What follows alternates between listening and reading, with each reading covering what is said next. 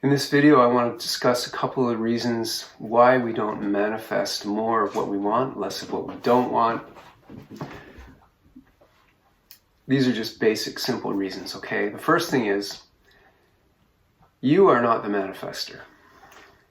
There's only one manifester, one creative force in all of life. Okay, I'm going to get to that later and get more into that and what that means. There's a great quote by Emerson that goes something, what was it again? Standing in the light, we cast a shadow across our own experience. So in other words, we need to get out of our way. That's what it means to get out of our way, so that the light can shine through us. A couple of useful symbols to understand some of these things I've been talking about.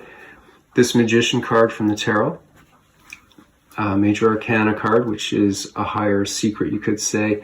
Anyhow, the light is shining through. He's allowing, his hands are open. The sign symbolizing infinity. His hands are open and allowing, manifesting into these symbols, the cup, the wand, the sword, and the pentacle, which is simply earth, water, air, and fire. You could say that's sort of like physical reality, although those elements exist on planes that are above and beyond the physical, what the physical senses can perceive also. We get carried away by every thought that comes along. It could be, you're brushing your teeth, or you're washing some dishes, and something that happened to you 5 years ago suddenly comes into your mind and you get caught up in that whole story. Okay, so that's called being unconscious. I'm going to use the word unconscious in that way here, okay? Unconscious simply means that you're not conscious of your thoughts. You're actually identified with them. You're lost in them. You're being carried away by them. And if you examine your thoughts, if you take any time at all just to look within and just observe your thoughts and just watch them, not judging them, because judging them is thought coming in again through the back door, you could say, or just thought coming in and judging, it's another thought. That's inner conflict. Just watching, and just watch that too. Okay, just watch your thoughts, just look at them. You'll see that most of them are on autopilot, which can be a good thing for certain things like tying your shoelaces and driving not too much driving, but you know what I mean. Drinking a cup of water or coffee or whatever. You don't have to think about I'm bringing my hand, I'm doing this, I'm doing that.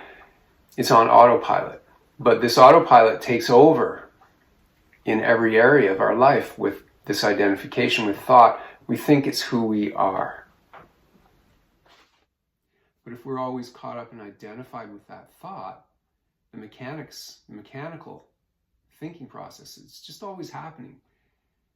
There's just always some kind of noise going on. If you're identified with that, it's a lot of energy. It's a lot of energy to be identified with that. It takes the energy away. It's like the quote at the beginning. It's standing in the way of that light shining through. And when I say the light shining through, I'm not talking about being a saint or anything like that. We're all unique expressions of that one life.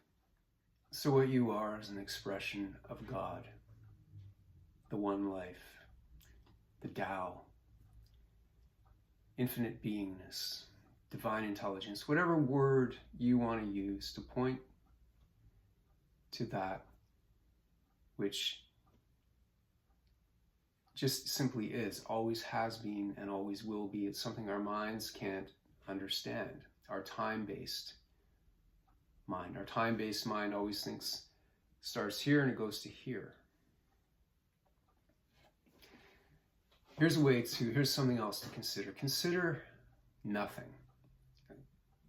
Life, we're taught, in this world, we're taught that basically evolution happened. We're a product of evolution, which on the surface, with a spiritual understanding and realization, there's no quibble, because on the surface, with observing and what we can see and what we know with our senses, that is what happened on the surface. Even though many details are missing, we can fill in a sketch on the surface of that's what happened. But that's not the cause, that's the effect.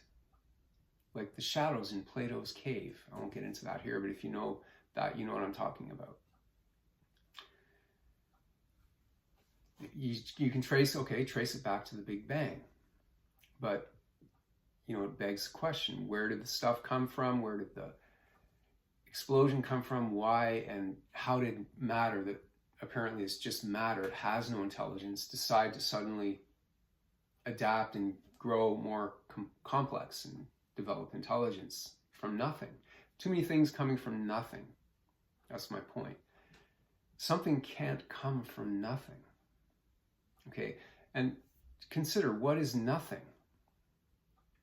It's not space, it's not emptiness, it's not even a void or a black hole. Even those are something. Nothing, we can't even conceive of what it is, because there never has been nothing. When the Buddha talked about emptiness or nothingness, he didn't mean nothing like how I'm trying to point at what it is. Nothing is nothing. Beyond, it's not even a void or anything. So he just meant no thing. Kind of like what some people describe as a quantum field, the formless life, the formless presence before anything takes form. That is where our power to manifest comes from.